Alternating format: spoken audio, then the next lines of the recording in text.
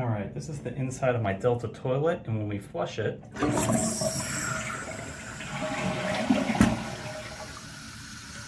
it doesn't quite fill correctly. You can see it's sort of leaking out the top, which means the refill tube hardly carries any water into the overflow pipe.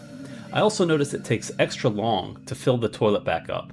It also looks like the fill tube is leaking out water in places and amounts where it really shouldn't be. And this is especially evident if we remove the fill tube cap.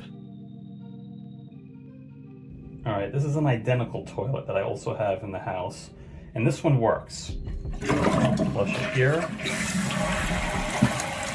And you can see that the refill tube has plenty of water coming out as the main way that it's refilling. Maybe just a drizzle coming out of the back, but primarily it's being refilled through the refill tube into the overflow pipe. You'll also notice that the water level is rising much faster than our troubled toilet in the other room.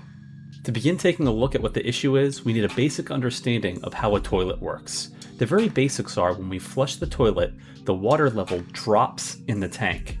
This causes the front part of the arm to also drop as the float drops down with the water level.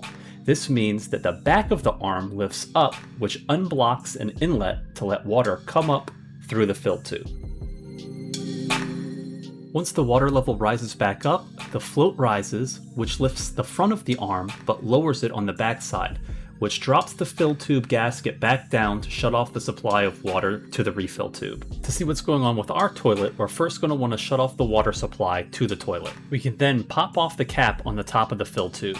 Let's take a closer look now at the top of the fill tube. In order to take a closer look, we will want to remove the pivot pin that holds the arm in place. I find that it's easiest to remove this with a pair of needle nose pliers. Once that pin has been removed, we can lift the arm and the attached float out of the way. I'm placing my pliers in the channel the arm sat in to turn the fill valve counterclockwise by about 1/8 of a turn. The fill valve could come out with the fill valve seal attached to it like it did here, or you could have the seal still sticking in the top of the tube like over here. Either way, you'll want to pull it out on its own to inspect it. We will want to inspect this part closely on both sides. If this seal is damaged, all sorts of odd things could happen. It could cause the toilet to constantly fill, even when it's already filled, as the seal can't block the incoming water pressure.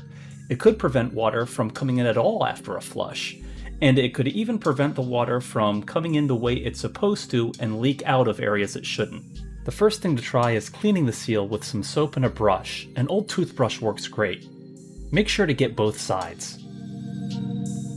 If your seal is in too rough a shape like mine is, and replacing it back into the fill tube after rinsing it off doesn't fix your problem, you will need to replace the seal.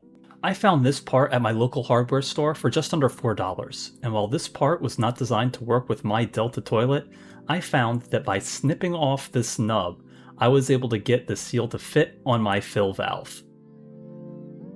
Now before we reattach the fill valve to the fill tube, we'll want to flush out the fill tube of any sediment that could be sitting in it. And the way to do this is to hold a cup over the fill tube without the fill valve in place and just turn on the water all the way for a few seconds. That should push all the sediment out. If you don't want to use one of your cups to do this, you can use a disposable water bottle like I am. Now we can turn off the water and reassemble all the parts of the toilet. Once the components are reassembled, we can turn the water back on and give it a try. And now we can see that the water is refilling through the overflow tube like it's supposed to, with very minimal drippage out the back. And we can see the tank is filling much faster than it was before.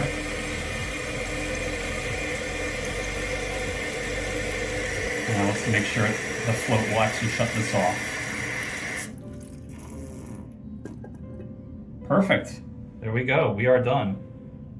I hope this video helped you out. If it did, consider giving it a thumb up. And if you'd like to see more videos like this, subscribe to the channel.